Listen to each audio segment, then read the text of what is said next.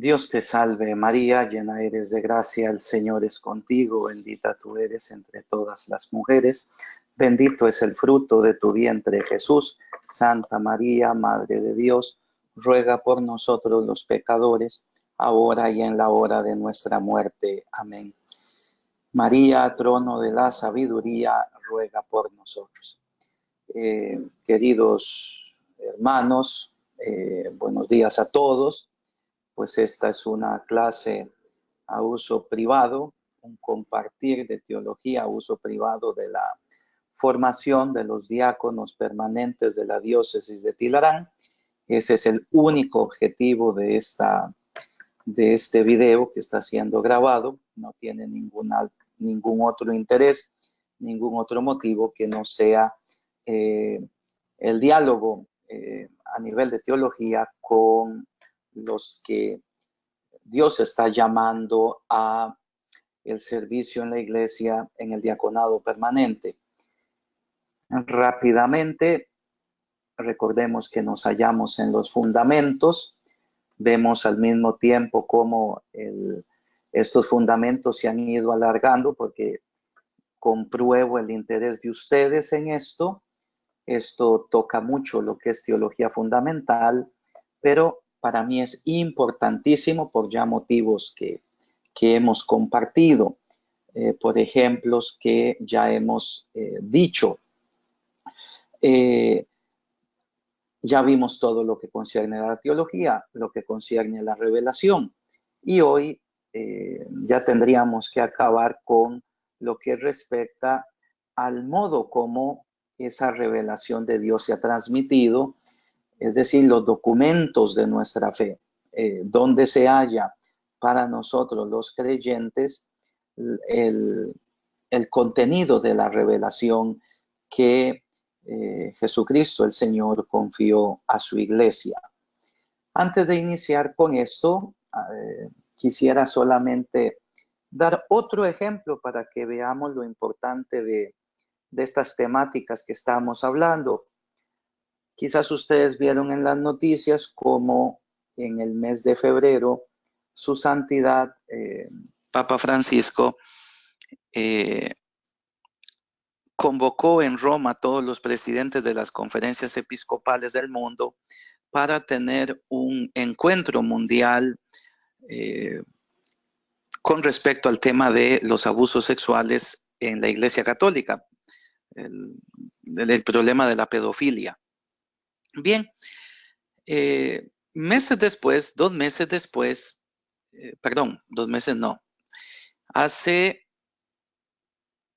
estamos en septiembre, en el mes de julio, ¿sí?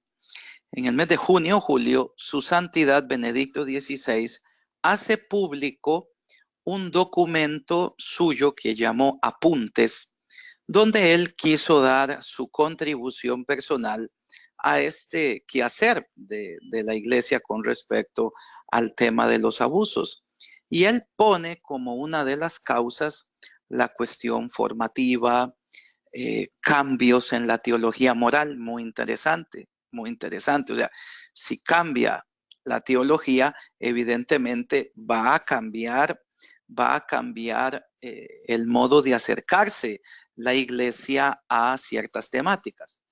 Y bueno, podríamos decir que el meollo del asunto, el que es Benedicto XVI pone, es un dilagarse al interno de la iglesia de una así llamada cultura homosexual. Bueno, lo que me interesa es que hace 15 días el Papa emérito Benedicto XVI responde a las críticas que se le hacen, ¿no? Responde a las críticas que se le hacen. Contra esos apuntes se levantó mucha gente de diversos podríamos llamarlo así, contextos culturales, y también de diversas posturas ideológicas. Y el Papa emérito Benedicto XVI condensa su crítica, las críticas que le hacen diciendo: mis críticos no hablan de Dios. Mis críticos no hablan de Dios. Benedicto XVI ponía que el problema de la crisis moral en el clero va par con una crisis de Dios, con una crisis, podríamos decir, de fe. Esa respuesta que yo tengo que dar a Dios ha venido a menos. Entonces, claro, para su santidad fue muy fácil responder a los críticos diciendo, yo estoy poniendo el punto en la falta de fe, en la crisis de la idea de Dios, y mis críticos me están criticando a mí con base en otras cosas, pero no sobre la idea de Dios. Ven, esto es importante. Y lo digo, queridos hermanos, sobre todo ustedes que van a ser ministros de la palabra de Dios, ¿no?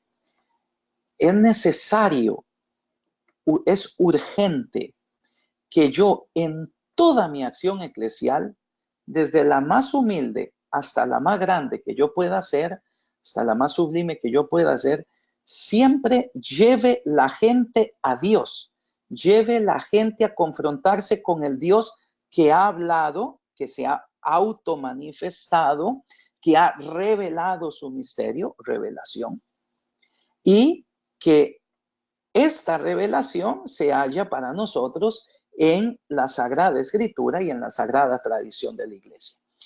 Y Escritura y tradición que van a ser leídas siempre a la luz del magisterio de nuestra Iglesia, el magisterio de la Iglesia Católica. Por tanto, disculpen que yo subraye esto, pero es porque para mí es muy importante que usted en su homilía, que usted en su reflexión, que usted cuando tiene que dar una palabra de aliento, que usted cuando ejercita su ministerio, siempre llegue a confrontarse con la palabra de Dios. Es decir, que uno la conozca, que su interlocutor la conozca, que usted desmenuce la palabra de Dios, que usted le dé esa palabra en comida a la gente, después subrayando que la gente queda en manos de su propia libertad para que responda a esa palabra de Dios en la vida. Y es que, queridos hermanos, en definitiva, pues es también lo que le toca a uno. O sea, cada uno de nosotros, a causa de, pongamos pues un ejemplo el más típico que uno puede dar, a causa de las consecuencias del pecado original que están en nosotros, que la consecuencia de la concupiscencia, ¿no? Esa inclinación al mal y ese gusto por el pecado que hay en cada uno de nosotros, pues es precisamente la idea de Dios que yo tenga, mi respuesta de fe a esa idea que yo tenga, es lo que va a hacer que yo no caiga o que yo luche contra el pecado en la vida, que si yo he caído me levante, que yo pueda seguir siempre en camino de conversión. Pero eso es porque está muy fuerte la idea de base, ¿no? Que siempre es ¿qué cosa? Mi fe como respuesta al Dios que se revela. Cierro el paréntesis, esto como un acicate para la sesión de este día. Nuevamente les pido perdón por los errores de todo esto, porque yo no me acostumbro a ver el bendito punto de la cámara, y muchas veces lo que hago es verme la cara a mí para ver si estoy diciendo bien las cosas. Bueno, entonces aquí vamos a ver ahorita lo que respecta a la Sagrada Escritura. Una pregunta, hermano Félix, yo me estoy oyendo en feedback aquí. No sé si es normal o no, si esto está funcionando. Bueno, creo que ya se arregló. Pues muy bien, entonces, la divina revelación, que es la fuente originaria del hablar de Dios en la iglesia, ¿no? Como evento histórico y como evento lingüístico, porque la revelación se dio a los hombres, se dio en modo humano, con una cultura determinada y con una lengua determinada, ¿no? Esta revelación de Dios ha entrado en la historia, ¿no? Y los destinatarios de esta revelación inicial que Dios dio a los profetas y a los apóstoles, ¿no? Al inicio fue transmitida únicamente de modo oral. Cuando el evento de la revelación se da, esta revelación se va transmitiendo oralmente. Y luego ya se va poniendo por escrito, sean los libros del Antiguo Testamento, cuyos autores gozaron del carisma de la inspiración divina para poner en palabras humanas la verdad de Dios que concierne a la salvación, como sea luego del evento Cristo a los hagiógrafos, a los escritores sagrados que escribieron los libros del Nuevo Testamento también bajo el carisma de la inspiración divina, ¿no? Entonces, aquí uno ya entrevé qué cosa, que la revelación se transmitió oralmente y la revelación después fue puesta por escrito. Veamos esa puesta por escrito, es decir, la Sagrada Escritura, ¿no? Vean que, y esto es lo importante de hablar dogmáticamente de la Escritura, no en este curso, ¿no? La puesta por escrito de la palabra de Dios en los libros que conforman la Sagrada Escritura permitió ¿qué cosa? Que hubiese una instancia rigurosa con la cual se pudiese confrontar qué cosa Dios ha dicho. ¿Por qué? Porque la cuestión oral, por la misma naturaleza del movimiento oral, es más débil, es más, aunque tiene una mayor parte de vivacidad, porque no es lo mismo lo escrito que lo hablado. Ya lo escrito queda codificado, mientras que lo hablado depende de tantas cosas en la vida, ¿no? Incluso desde el estado de ánimo de la persona que habla, ¿no?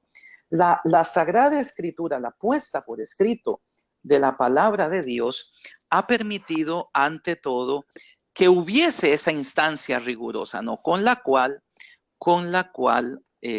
se pueda confrontar lo que Dios ha dicho, ¿no? Aquí hay que evitar un peligro, ¿no? El peligro de creer que solo la Sagrada Escritura es palabra de Dios, o que la Sagrada Escritura podríamos decir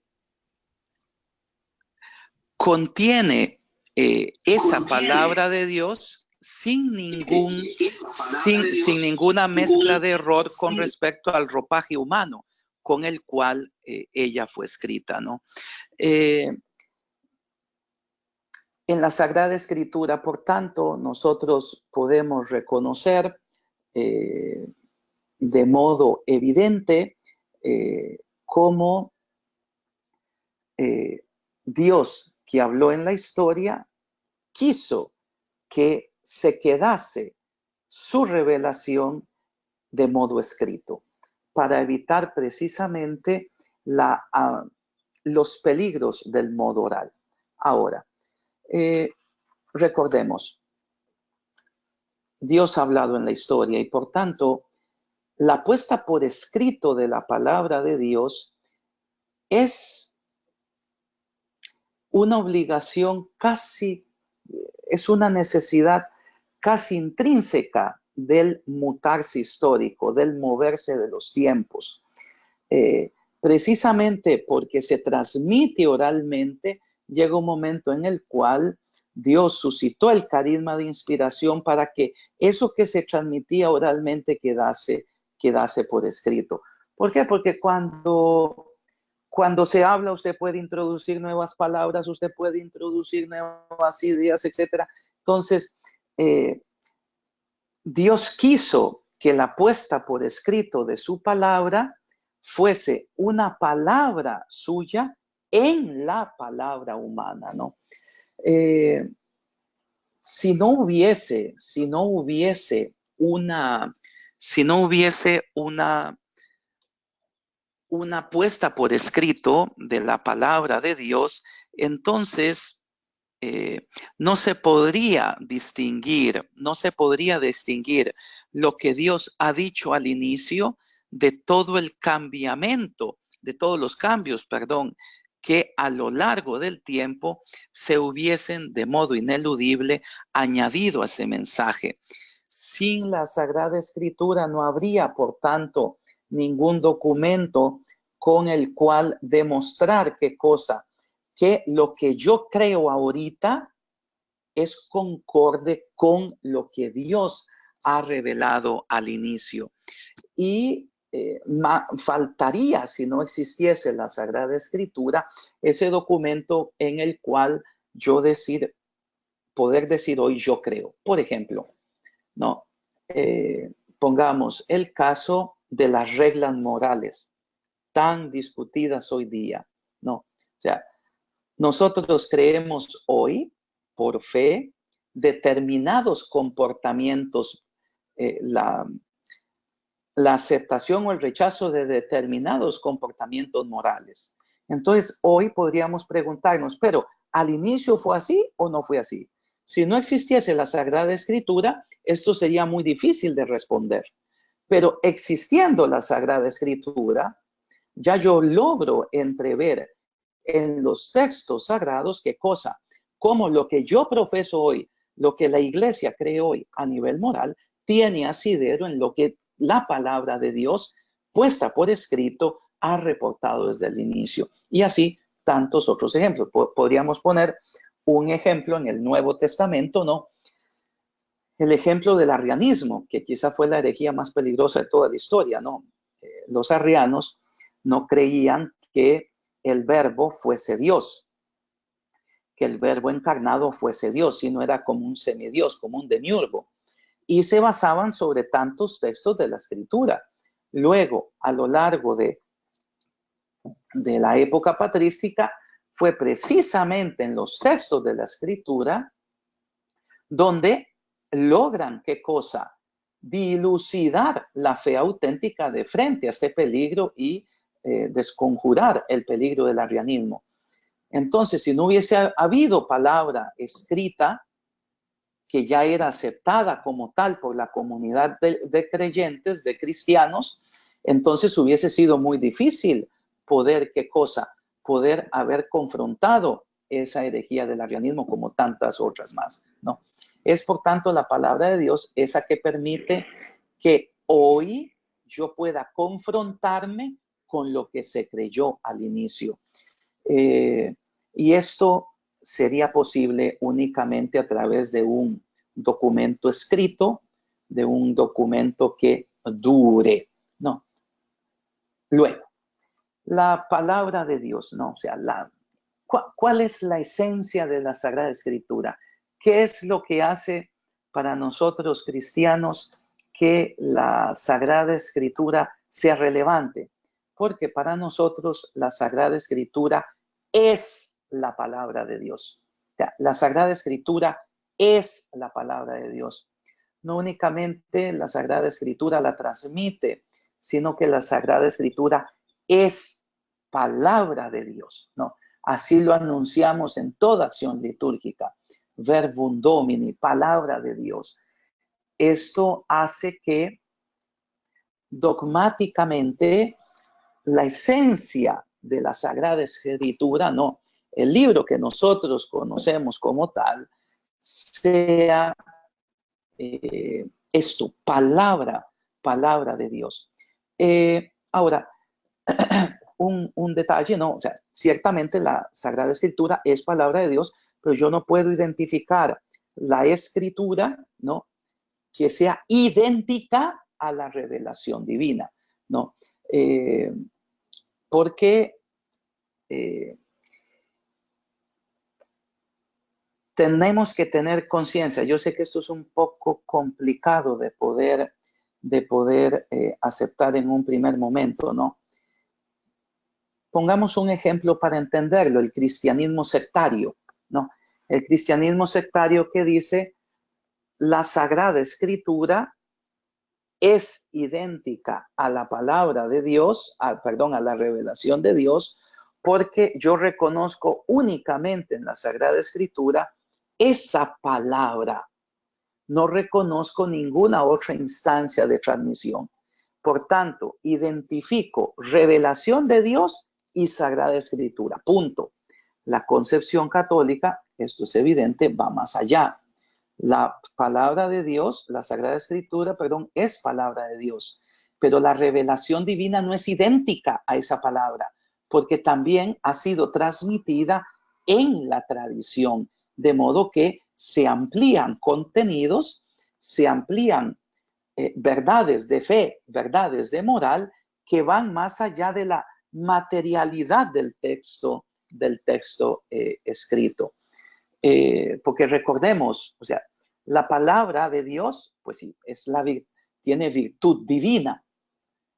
La palabra de Dios tiene la virtud de que es la persona del Verbo eterno. Dios ha hablado, pero la palabra de Dios en cuanto tal no puede ser de modo completo y total reducido a la pobre palabra humana. Ya hemos dicho, la palabra de Dios es palabra de Dios en palabra humana. El detalle está en esta palabra humana. Yo no puedo reducir la riqueza de la palabra de Dios identificándola con el puro concepto humano, porque el lenguaje humano es limitado. El lenguaje de Dios tiene una virtualidad que va más allá de la capacidad humana para poder encerrarlo. Los místicos, por ejemplo, no.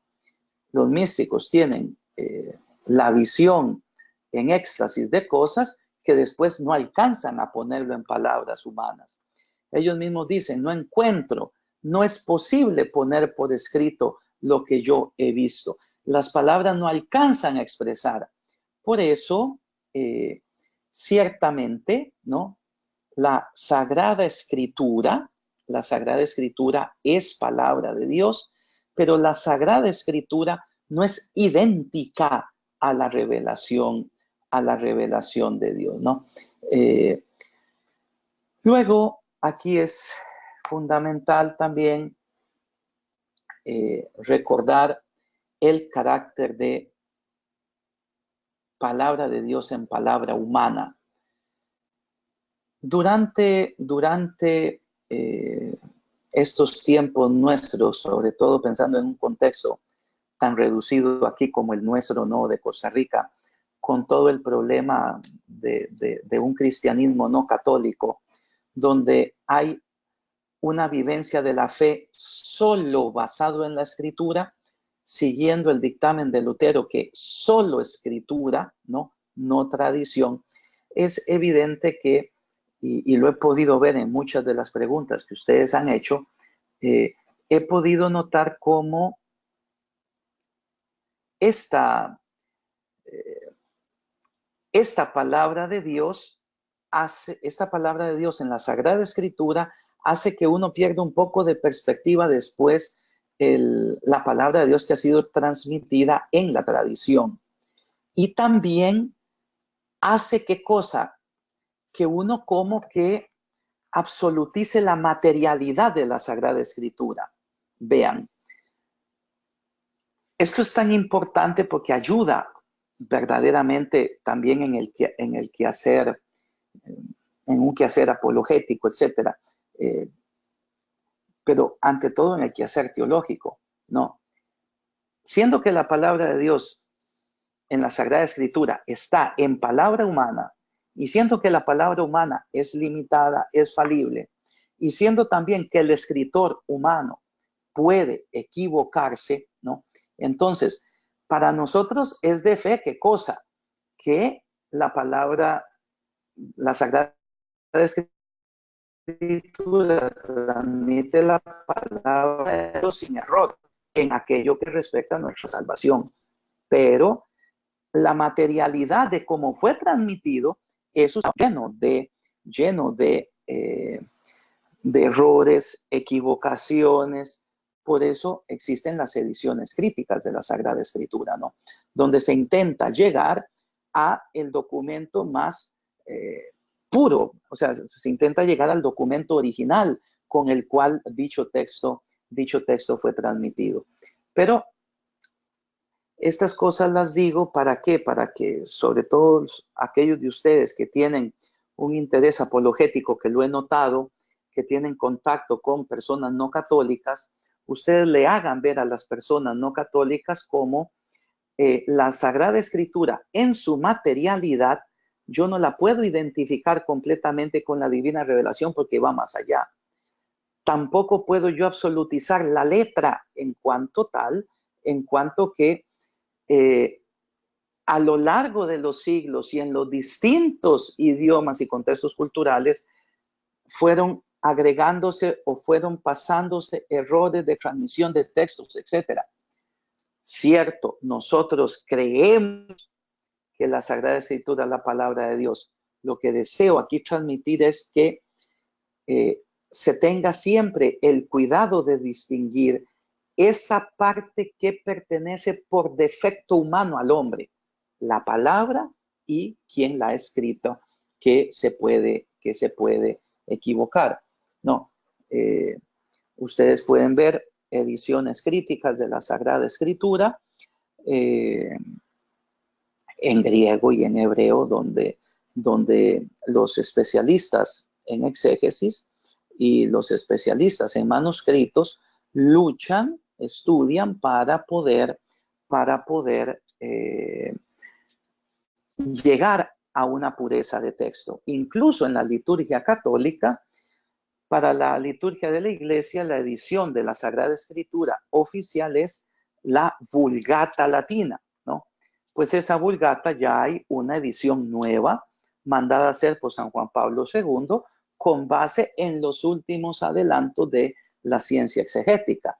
Entonces, Padre, significa que lo que antes leímos que era palabra de Dios, ya no es palabra de Dios, porque se encontró que dicha redacción no correspondía, sino que ahora corresponde a esta otra. No hay que ver las cosas así. Son versiones distintas. Cada uno de nosotros, ¿no? Ahora es sencillo, cada uno de nosotros tiene la versión de la Sagrada Escritura, ¿no? Igual tuvo esa versión de la Sagrada Escritura la comunidad cristiana a lo largo de los siglos. Esto, repito, para mí es importante, sobre todo en vista de aquellos de ustedes que tienen un interés apologético, que tienen un interés de diálogo con hermanos no católicos. Hago el pequeño resumen hasta el momento, ¿no? La Sagrada Escritura es palabra de Dios en palabra humana. La Sagrada Escritura es la palabra de Dios, subrayen ese, es la palabra de Dios, porque la tradición contiene esa palabra, transmite esa palabra. Pero por lo que ya veremos después de tradición, a diferencia de la escritura, que ya es más normativa por la puesta por escrito, por la objetividad de las palabras allí transmitidas, entonces es, palabra de Dios.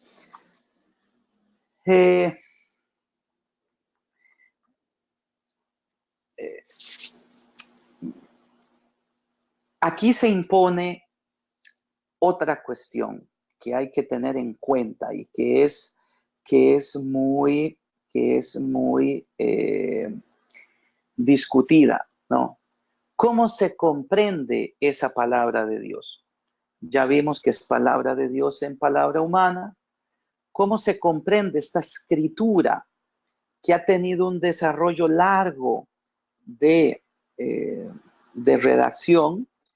El proceso de redacción de la escritura ha sido muy largo, con lenguas distintas, con contextos históricos diferentes, al mismo tiempo con libros que han sido escritos más o menos contemporáneamente y que no entraron, que eso es lo que se llama formación del canon, ya lo vamos a ver, ¿no? Entonces, ¿cómo se comprende esta escritura, no? Aquí lo que es importante es que la palabra de Dios se va a comprender, se va a transmitir,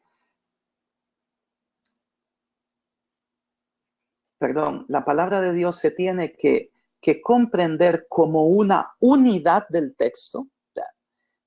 Cuando yo tengo la Sagrada Escritura en la mano, tengo que darme cuenta que la comprendo como un todo, que la comprendo también a la luz de de las otras verdades de fe que ya han sido reveladas, y la interpreto a la luz de el magisterio de la iglesia, ¿no?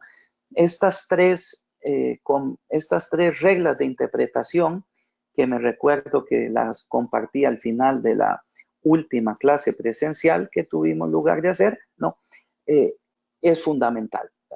Esta Sagrada Escritura, por tanto, se va a comprender como un todo, se tiene que tomar como un todo, tiene que tomarse siempre en correspondencia con las verdades de fe ya establecidas, y tiene que verse a la luz del magisterio de la iglesia. No. Esto porque es obvio, ¿no? Piensen ustedes que la Sagrada Escritura se tiene que adaptar a los distintos tiempos y a los distintos lugares. La Sagrada Escritura va a entrar a ser palabra de Dios para personas de contextos históricos, sociales, culturales muy diferentes. Y en esos contextos ella se va a encarnar. Por eso, para salvaguardar la comprensión de la fe y que se haya mantenido de modo, podemos decir, pues milagroso, porque nosotros creemos que es bajo la acción del Espíritu Santo, esa comprensión de la Sagrada Escritura como palabra de Dios, hay que tomar en cuenta esos tres elementos, ¿no? En modo breve podríamos caracterizar esa comprensión católica de la palabra de Dios en la palabra humana como una palabra de Dios que es encarnada en la palabra humana, ¿no?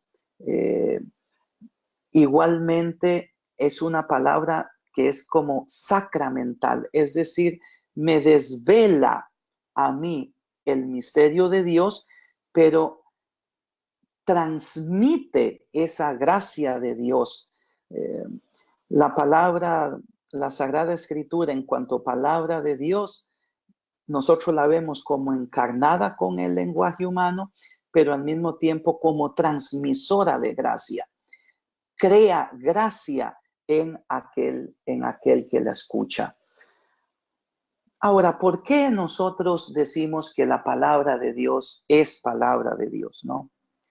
Tomemos, por ejemplo, ustedes pueden leer la Vida G, que es un escrito fundamental de los padres apostólicos, la Vida G o la enseñanza de los 12 apóstoles, que sería más o menos contemporánea con el Evangelio de San Juan, pero no es palabra de Dios. ¿Por qué no es palabra de Dios? Podríamos incluso ver las primeras cartas del Papa Clemente. ¿Por qué no son palabra de Dios si son textos antiquísimos? Porque aquí hay que resaltar que nosotros consideramos que la Sagrada Escritura es palabra de Dios porque goza del carisma de la inspiración. La palabra de la Sagrada Escritura es inspirada por Dios. Este contexto es fundamental, ¿no? Si la Sagrada Escritura es palabra de Dios en palabra humana, es porque ha sido inspirada a los escritores sagrados, ¿no?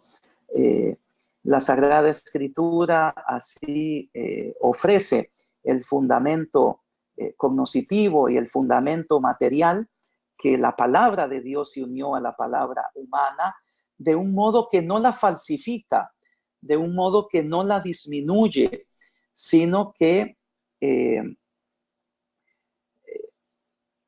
nosotros reconocemos que el Espíritu ha actuado a través de estas personas que recibieron el carisma de la inspiración. Por ejemplo, porque el tiempo corre, nomás digo las citas, ¿no? En el Antiguo Testamento, sobre todo con los profetas, que son portadores de la inspiración, ¿no? Ellos introducen sus discursos como: me fue dirigida esta palabra de Dios. Ezequiel 3:16, 6:1, ¿no? En Miqueas 3:8 leemos: lleno de fuerza del Espíritu y del Señor, de justicia y de coraje, habló el profeta, ¿no? Igual en Jeremías 32, 36, 6, ¿no? Dios le dice a Jeremías: escribe en un libro todas las cosas que yo te he dictado. Y el profeta ha sido autorizado a hablar por el hecho de que está en poseso del Espíritu de Dios. Zacarías 7:12, Oseas 9:7, ¿no? Entonces, aquí nosotros vemos que el protagonista es Dios, quien ha mandado a poner por escrito. Y este mandar a poner por escrito hace que la persona que escribe goce del carisma de la inspiración, que es el sello, que es palabra de Dios, ¿no? En el Nuevo Testamento, ¿no? Si leemos la segunda carta de San Pedro, 1:21, se dice en el texto: movidos por el Espíritu Santo, hablaron algunos hombres de parte de Dios. O bien en Timoteo 2, 2 Timoteo 3:16, toda la escritura inspirada por Dios es también útil para enseñar, convencer, corregir y educar en la justicia, ¿no? Entonces, esta inspiración de los escritos de los profetas, de esta inspiración que tuvieron los hagiógrafos, es la base por la cual nosotros creemos que la Sagrada Escritura es palabra de Dios. Aquí es evidente que entra nuevamente el problema humano, ¿no? Entra el problema humano.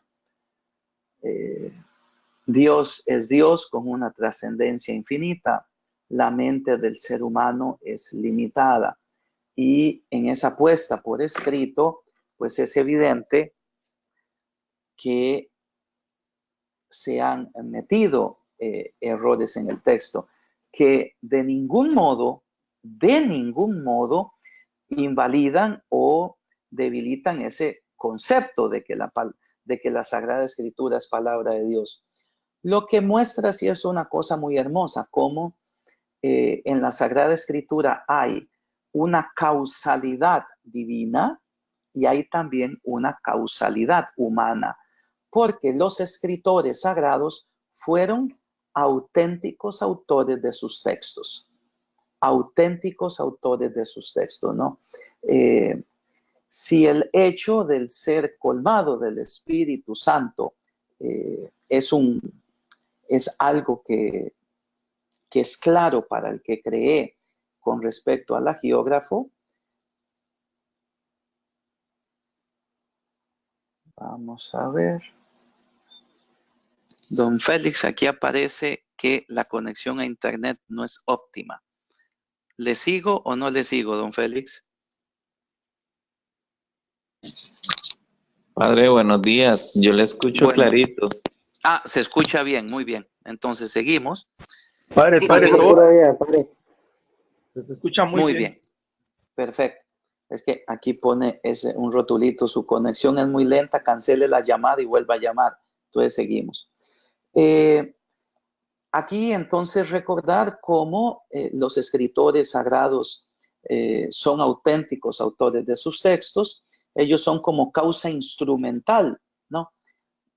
Un pequeño ejemplo, uno puede ver la lectura del acontecimiento Cristo narrada por los 4 evangelistas. Es el mismo acontecimiento, pero con particularidades que dependieron de qué cosa, del autor sagrado, que dependieron de qué cosa, de los distintos intereses de lo que ellos perseguían. Por tanto, remarcar que hubo carisma de inspiración, los libros fueron escritos por querer de Dios, por inspiración de Dios, por eso son palabra de Dios, todo el libro y cada una de sus partes, pero al mismo tiempo la Santa Iglesia reconoce que los autores sagrados, los hagiógrafos son auténticos autores de sus textos, ¿no?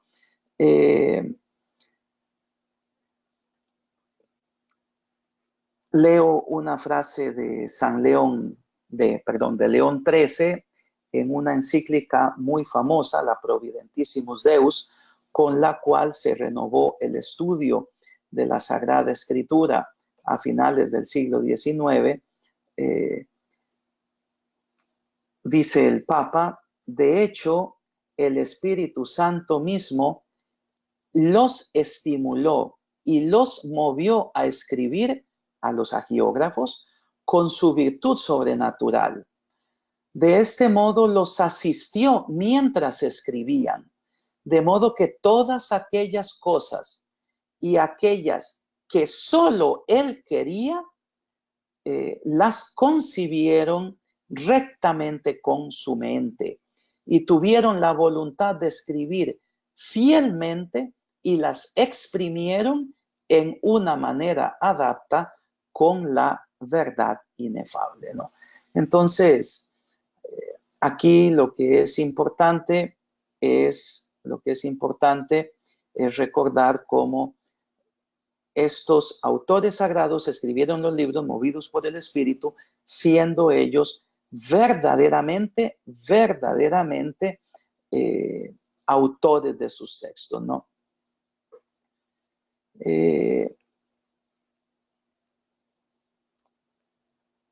Veamos que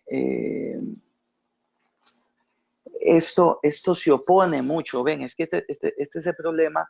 Este es el problema con la concepción protestante de la escritura, ¿no? Cuando prácticamente se, ¿cómo podríamos decir? Como que ya se cosifica tanto que es únicamente esto, entonces lo que es palabra de Dios, revelación de Dios, que hace que pues el autor, los autores sagrados sean entendidos como que alguien que únicamente dictó lo que el Espíritu Santo sopló. Esto lo vemos, por ejemplo, en problemas con las ciencias naturales, ¿no? Entonces, para el protestantismo más radical, más ortodoxo, más cerrado, pues ustedes van a escuchar, el mundo fue creado en 7 días. Es evidente para cualquier persona que conozca de geología que no puede ser posible la creación en 7 días, pensando días a nivel de 24 horas por razones que son obvias, ¿no? El tiempo geológico se mide en miles de millones de años, no se mide en días. Pero quien tiene una concepción de la Sagrada Escritura que cosifica la letra, de modo que es esa palabra la que transmite la verdad y solo esa, día es igual a 24 horas, entonces es evidente que no va a poder aceptar tantas cosas. Pienso, por ejemplo, una cuestión como la evolución, ¿no? Hay cuestiones, o sea, para nosotros, el ser humano es creado por Dios, definitivamente, porque el alma es espíritu. Alguien tiene el micrófono abierto, creo. Gracias. Para nosotros, para la fe cristiana, está la creación. El alma es espíritu, el alma no deriva de la materia y tiene que ser creada por Dios. Ahora, es posible aceptar con vista a la providencia de Dios que ha podido haber una evolución en el ser humano. Lo que no está en contradicción con que ese ser humano ha sido creado a imagen y semejanza de Dios. O sea, la creación implica que antes no había, después va a haber. La evolución implica que antes ha habido algo. No, esto ya nosotros no lo aceptamos. Llega un momento en el cual el ser humano tiene que ser creado, pero es posible que ese ser humano creado a lo largo de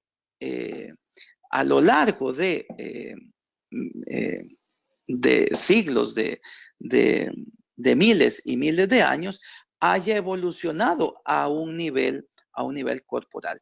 Pero ven, esto simplemente lo pongo como ejemplo para que cada uno se dé cuenta cómo cuando la Iglesia Católica dice que los escritores sagrados son verdaderamente autores de sus textos, cuando ellos podríamos decirlo así, hay una concausalidad del escritor humano del autor humano con respecto a la palabra de Dios que recibe.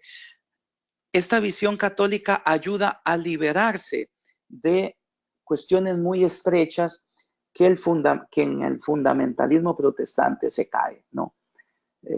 Obviamente el escritor sagrado recibe la palabra día y en la palabra día se ha transmitido la verdad de la fe, pero esto no quiere decir que yo tenga que entender día por 24 horas como lo hacemos nosotros hoy. Por eso, pasemos a otro punto que es esencial, ¿no? La palabra de Dios no tiene error. O sea, la palabra de Dios no tiene error. Pero ¿cómo tiene uno que entender esto? ¿No? Recuerden cuando en el Evangelio, se dice que Josué detuvo el sol, ¿no? Es evidente que el sol no se puede detener.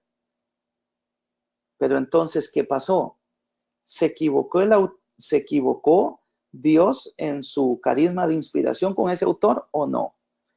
Entonces, aquí uno tiene que entender, queridos hermanos, cómo la Sagrada Escritura transmite sin error la palabra de Dios en aquello que respecta a la salvación eterna.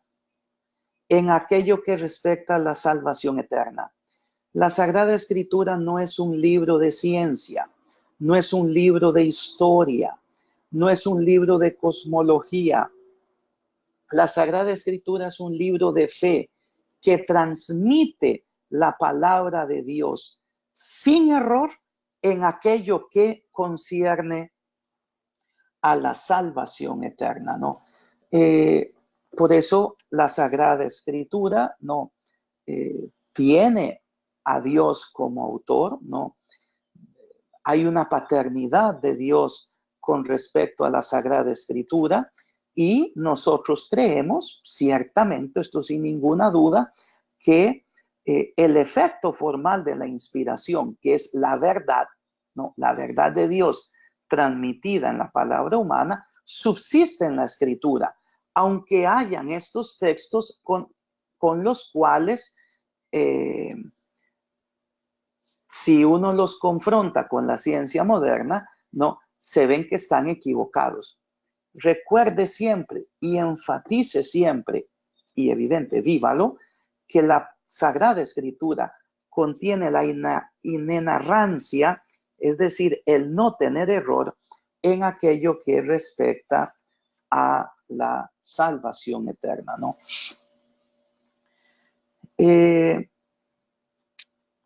Por eso, queridos hermanos, pues yo les pedí que hicieran el índice de contenidos de la Dei Verbum, porque ya todo esto, ya ustedes lo han leído. El Vaticano II, pues toma nuevamente la cuestión de la inerrancia de la Sagrada Escritura y leemos en Dei Verbum 11 que todos los libros de la Sagrada Escritura fueron escritos por inspiración del Espíritu Santo, ¿no? Y la Iglesia los retiene sagrados, y la Iglesia retiene sagrados y canónicos todos los libros, el libro entero, sean los del Antiguo y los del Nuevo Testamento, con todas sus partes, no ciertas partes del texto, sino con todas sus partes, porque escritos por inspiración del Espíritu Santo, tienen a Dios por autor y como tales han sido entregados a la Iglesia. Puesto en la Dei Verbum 11. Entonces, la inerrancia de la Sagrada Escritura y de todas sus partes se refiere al ámbito de la verdad, de la verdad salvífica, ¿no? Esto ayuda, sobre todo si alguno de ustedes tiene contacto con personas universitarias, sobre todo estas universidades públicas de nosotros, que es una fábrica de crear ateos prácticos, ¿no? Cuando no ya de que el muchacho o la muchacha pierda la fe. Ellos toman quien es contrario al cristianismo, pues toma toda una batería de textos que están en contradicción con lo que las ciencias modernas postulan para decir, ven, que esa religión es falsa. Se basa sobre presupuestos falsos. Esto es ridículo. De modo que la persona entra en un choque interno de conciencia, ¿no? Por eso que cada uno de nosotros recuerde, ¿no? Cómo la Sagrada Escritura para el creyente, palabra de Dios en palabra humana, transmite sin error las verdades de. No es objetivo de la Sagrada Escritura tratado de ciencia, ni mucho menos. Nuevamente con la Dei Verbum 11, ¿no? La verdad de Dios por nuestra salvación, quiso Dios que fuese entregada en la Sagrada Escritura. Pasemos ahora al canon de la Escritura. Esto también es otra cosa que es importantísima. Importantísima. Y aquí nuevamente, para aquellos que tienen un interés con el diálogo con personas no católicas. ¿Quién fue quien decidió qué libros entraban y cuáles libros no entraban en la Sagrada Escritura, ¿no? Entonces, nosotros sabemos, ¿no? La palabra de Dios, de la revelación, no entró únicamente en un libro, sino entró en muchos libros, ¿no? Los que conforman la Sagrada Escritura, ¿no? Los libros que nosotros conocemos, que están contenidos en la Escritura, esa lista, ese elenco de libros, se llama canon. Es el canon de los textos de la Sagrada Escritura. El reconocimiento que hizo la Iglesia de que un libro era inspirado o no era inspirado pasó a través de la experiencia de la Iglesia misma. Es una experiencia espiritual de la Iglesia que reconocía su fe que había sido transmitido realmente en ese texto escrito, en ese libro, ¿no? Es una experiencia espiritual de la Iglesia que reconocía como inspirado ese libro y por tanto lo incluía en lo insertaba en la Biblia, en la Sagrada Escritura, ¿no? Por tanto, hay un reconocimiento de la Iglesia sobre la inspiración de un texto como palabra de Dios y al mismo tiempo hay una inserción por parte de la Iglesia de ese texto en la Sagrada Escritura, ¿no? Aquí lo subrayo y esto por favor apréndaselo. O sea, es una pregunta de examen, digámoslo, ¿no? El canon en cuanto tal, el número de libros los libros, perdón, que para nosotros transmiten la palabra de Dios, el canon halla su fundamento últimamente en la unidad de la Iglesia. En la Iglesia, aunque antiguamente no hubiesen medios de comunicación, etcétera, esto es un hecho extraordinario, que reconocía en todos los lugares donde se iba difundiendo y en lugares con contextos culturales tan distintos, ¿no? Iban reconociendo que ese libro era palabra de Dios. La unidad de la Iglesia. El canon depende de esa unidad de la Iglesia y esa unidad de la Iglesia se basa en la unidad de fe. Porque había una unidad de fe, había una unidad de Iglesia y se reconocía la inspiración o no de un determinado escrito, ¿no?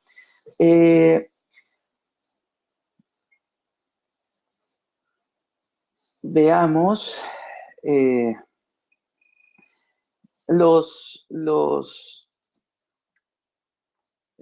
siempre en contacto con el mundo no católico, ¿no? La cuestión del canon es decisiva, es crucial, porque si el canon, de la Sagrada Escritura depende en última instancia de la unidad de la Iglesia, entonces depende en última instancia de la unidad de tradición.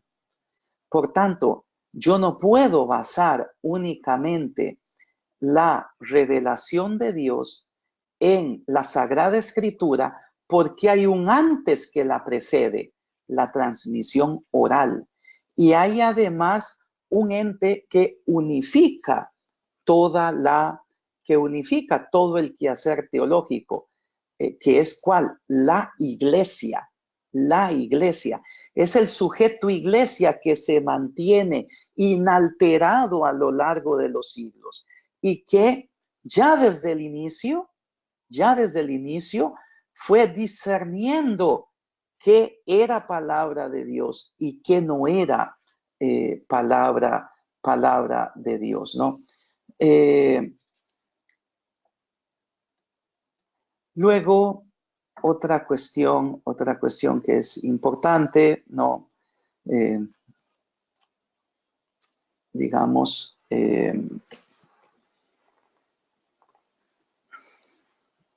que hoy viene también muy puesto en duda, ¿no? O sea, el criterio de la formación del canon, si depende entonces de última instancia en la Iglesia y su unidad, es porque esta Iglesia halla su unidad en la fe, ¿no? En esos libros que contienen la palabra de Dios, hay una unidad de fe, porque reflejan la fe de la comunidad, en la cual esos textos eran leídos, esos textos eran meditados, esos textos eran rezados, ¿no? Aquí por eso se habló evidentemente de la antigüedad, que era la antigüedad.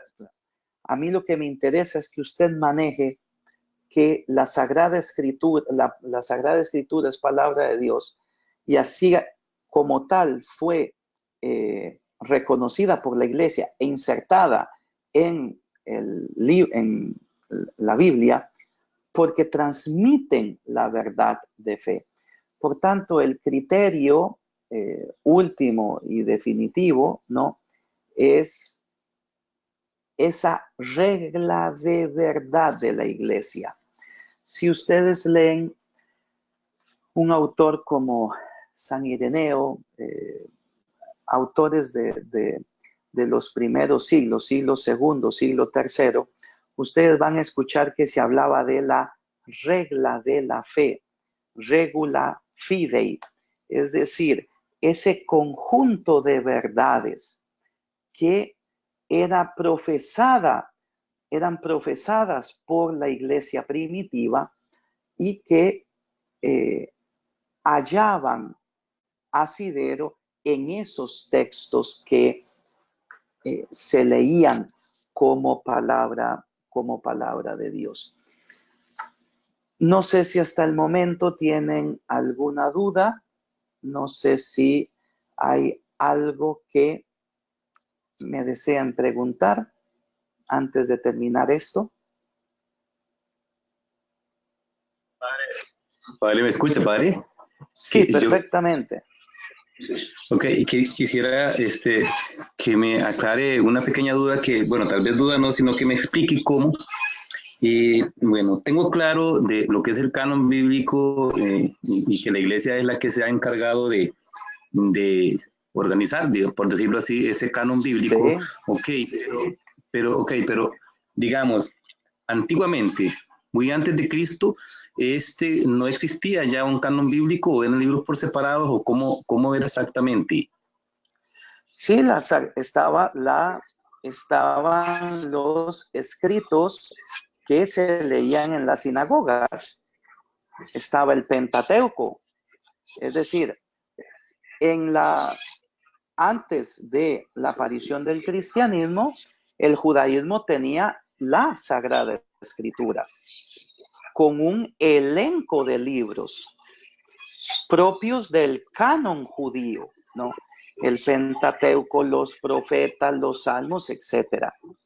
Cuando ya en la praxis de la iglesia ya cristiana se retoman esas sagradas escrituras, terminan por incluirse otros textos que en el judaísmo no estaban catalogados como palabra de Dios. ¿Por qué? Porque, por ejemplo, eran escritos en griego, ¿no? Como los escritos deuterocanónicos, ¿no? Entonces, a su respuesta, antes de la aparición del cristianismo, ¿había un canon de la Sagrada Escritura para los hebreos? Sí. ¿La Iglesia Católica aceptó ese canon? Sí. Pero introdujo otros textos del Antiguo Testamento que de esta época que los hebreos no aceptan. Piense, por ejemplo, el libro de la sabiduría, ¿no? El libro de la sabiduría, escrito en griego, un libro, además, que tiene mucha de la concepción griega y que para la iglesia cristiana es palabra de Dios, mientras que para el canon judío no lo es. ¿Le respondí?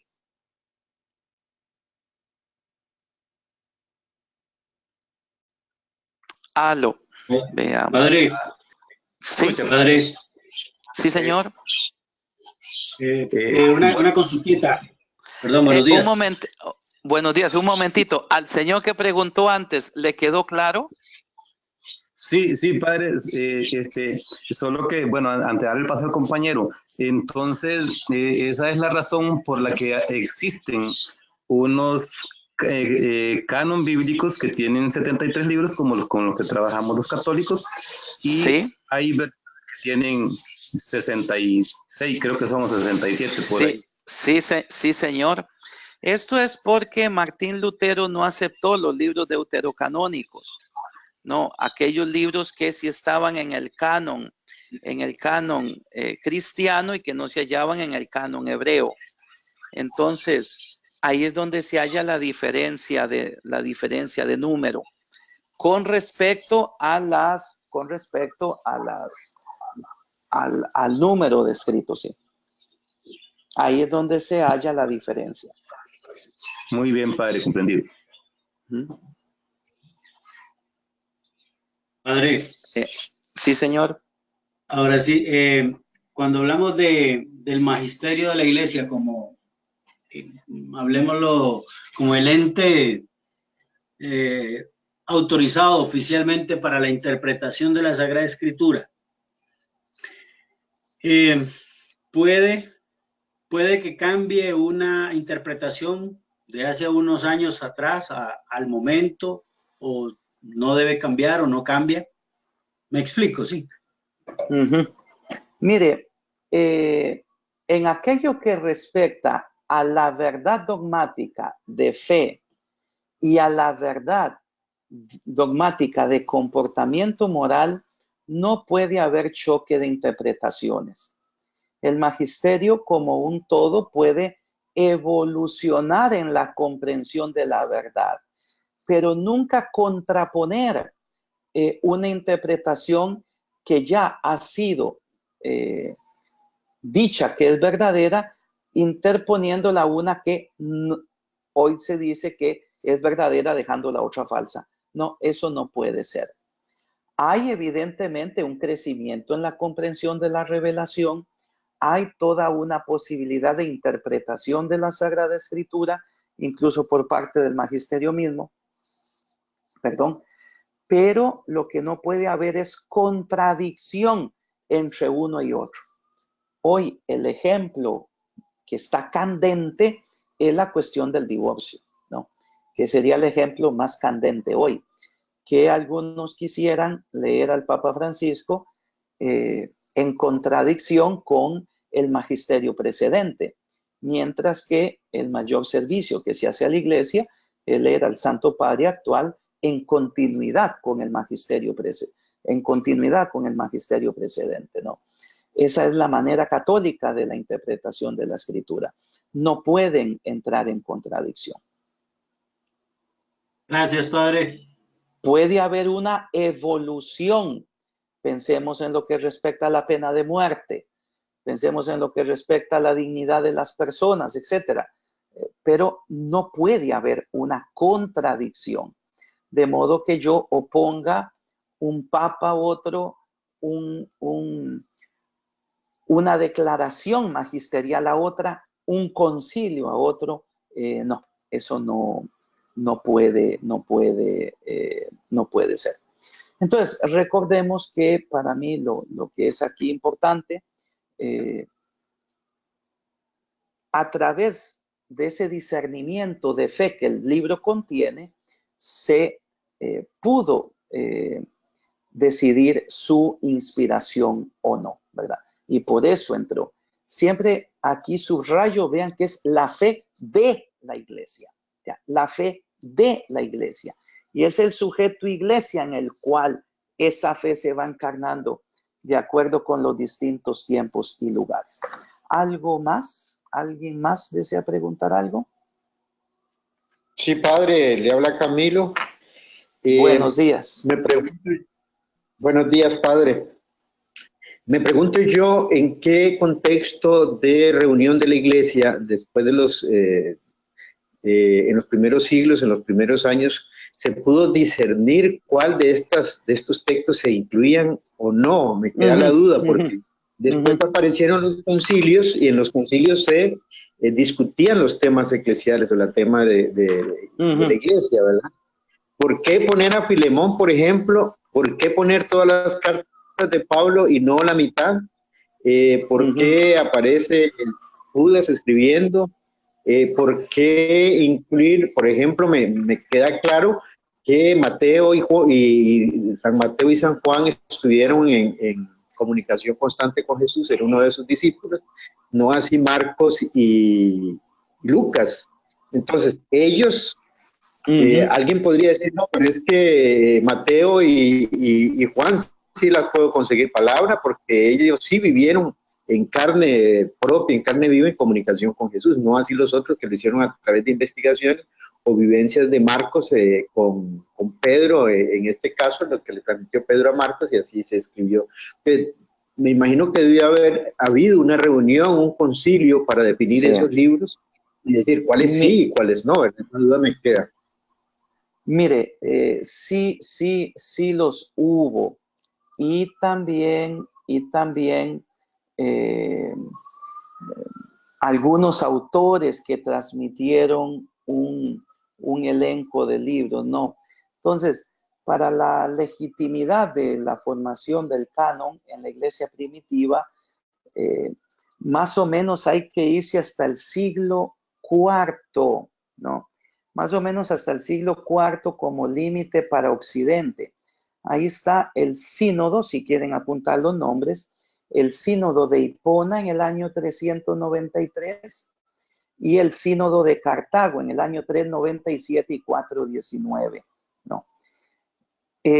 Aquí nosotros ya tenemos sínodos que transmiten pues un elenco de textos de la Sagrada Escritura.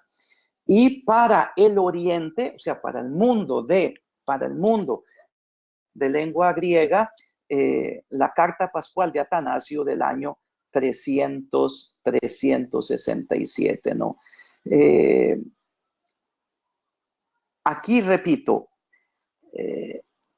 están estos sínodos, están estos documentos históricos, pero a su pregunta, ¿no? ¿Por qué una cosa, por qué la otra? Remítase siempre a la fe de la iglesia. O sea, la iglesia reconoció en esos textos la fe. Y obviamente ese reconocer ha sido movido por el Espíritu, que acompaña a la comunidad eclesial para que reconozca en esos textos la palabra de Dios, ¿no? Entonces, no es tanto como un acto, no sería lo justo decir, o sea, yo quisiera que no se viera únicamente como un acto jurídico, o sea, en el tal sínodo o tal documento o tal código transmitió el elenco, no. Es ver la iglesia que reconoció su fe en esos textos sagrados, ¿no?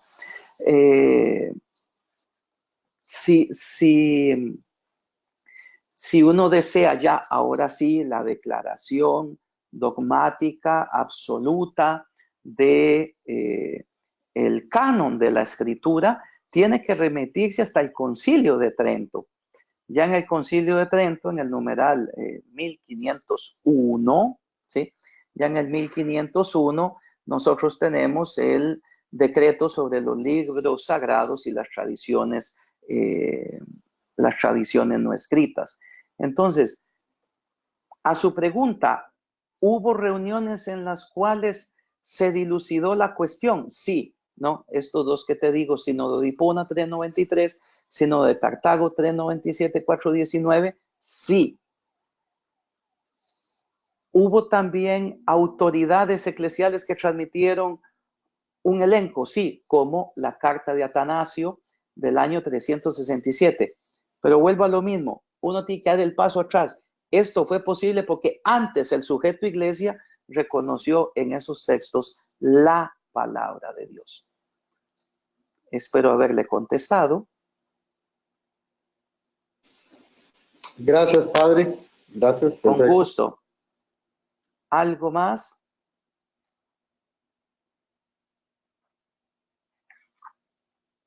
¿Algo más que quede?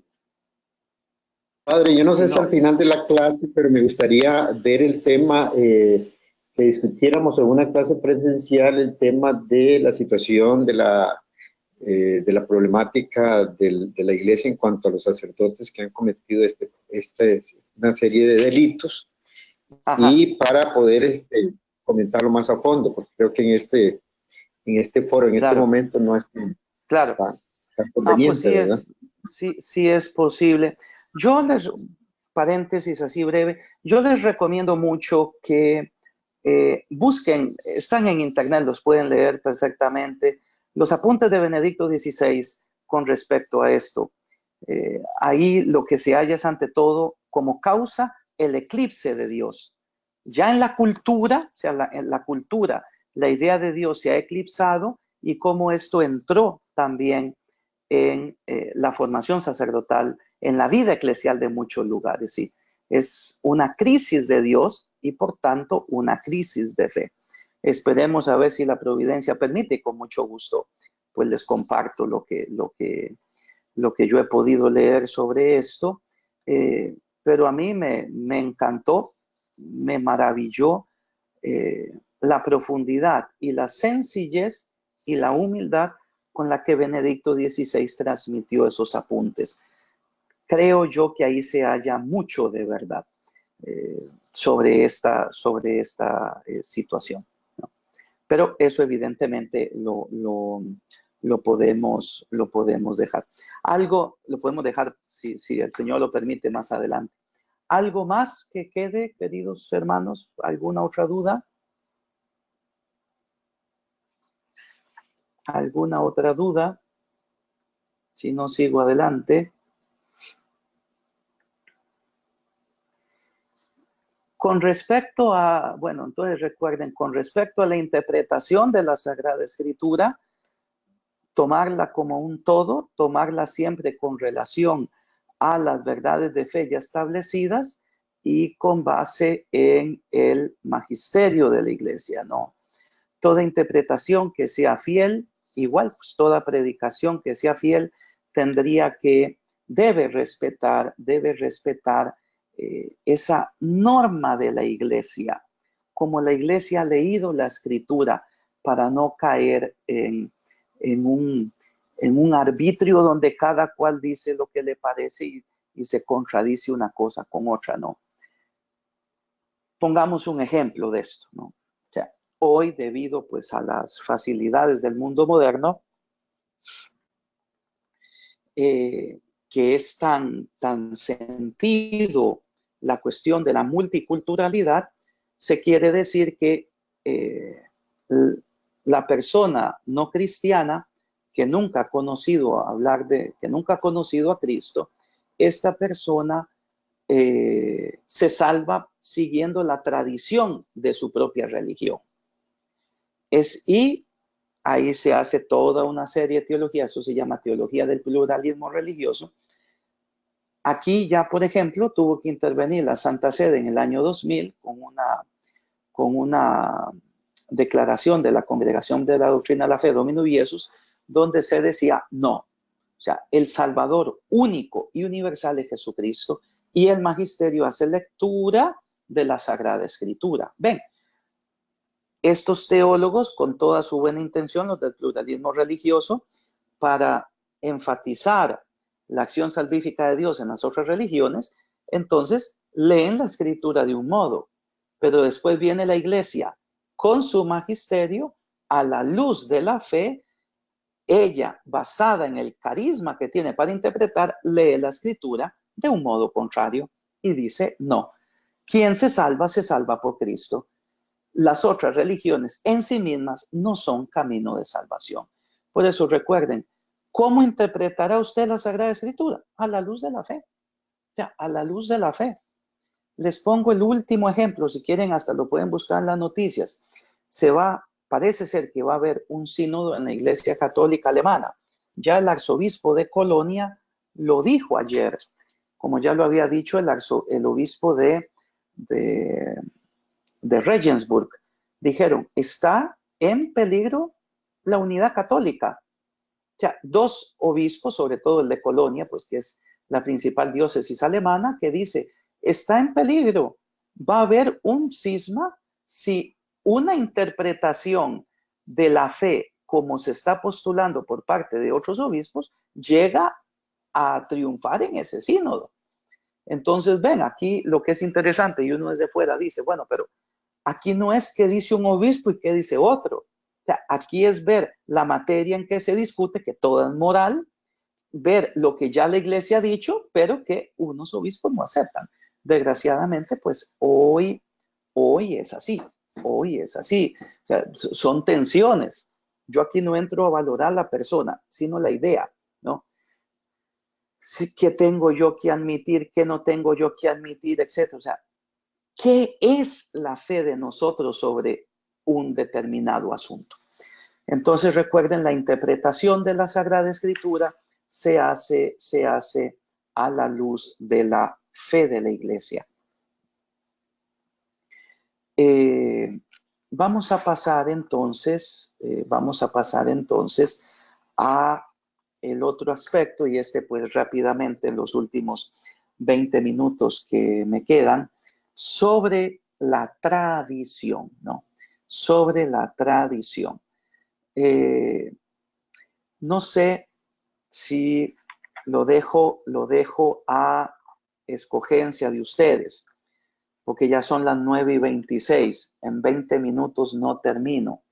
Si gustan, lo dejamos aquí y yo me comprometo con don Félix a grabar el audio sobre la tradición y el magisterio, y ustedes después lo ven, para no correr en esto que también es una temática importantísima, porque si no me daría tiempo jamás.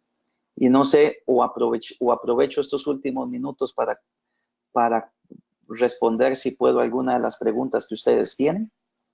No sé qué le parece, don Félix, que es el que manda esta cosa online. Perfecto, padre. Nos ponemos de acuerdo en el transcurso de la semana y más bien invitamos a los compañeros ese día que vayamos a grabar, por si alguno tiene la oportunidad de conectarse y también participen en línea ese mismo día. Lo podemos hacer así. Correcto. Para no correr, no sé qué les parece a los otros. De acuerdo. Muy bien. Claro, de acuerdo. Sí, completamente de acuerdo. Buenos días. Padre.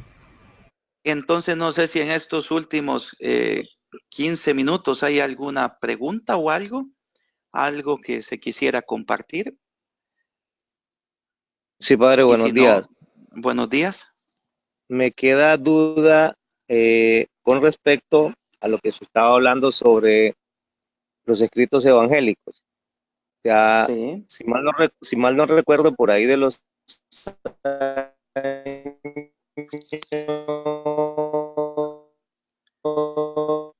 Don Isidro, no se le escucha.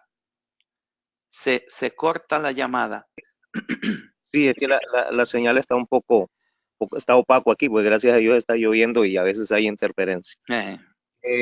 Con respecto a los escritos evangélicos, me parece que por ahí de los años 50, entre los 50 y algo, a los 90 se escribieron los evangelios después de la muerte de Cristo. Ok, en realidad los 4 evangelistas, 2 de ellos estuvieron presentes en el caminar de Jesucristo, o es una suposición, no me ha quedado muy claro eso. Ya, no, pues algunos sí fueron apóstoles, otros no, como San Lucas, ¿no? San Mateo, pues fue apóstol.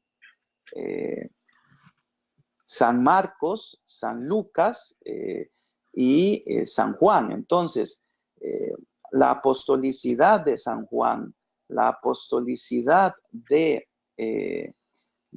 Mateo están fuera de toda duda. Ahora, uno como Marcos pertenecía al grupo cercano a San Pedro. Entonces ya va a leer la tradición, él recibe el fenómeno Cristo, el evento Cristo de ese grupo ya más ligado a Pedro. Mientras que Juan, por ejemplo, en esto es testigo presencial, Lucas va a recibirlo del contexto de San Pablo, por ejemplo. Y lo mismo puede decirse de un San Policarpo, que son personajes de primer orden del primer siglo, del siglo segundo, que lo recibe de San Juan después. Entonces, algunos sí fueron testigos oculares, otros no. Pero esos otros que no fueron testigos oculares, lo recibieron de aquellos que fueron testigos oculares. Gracias, padre. Sí. ¿Algo más?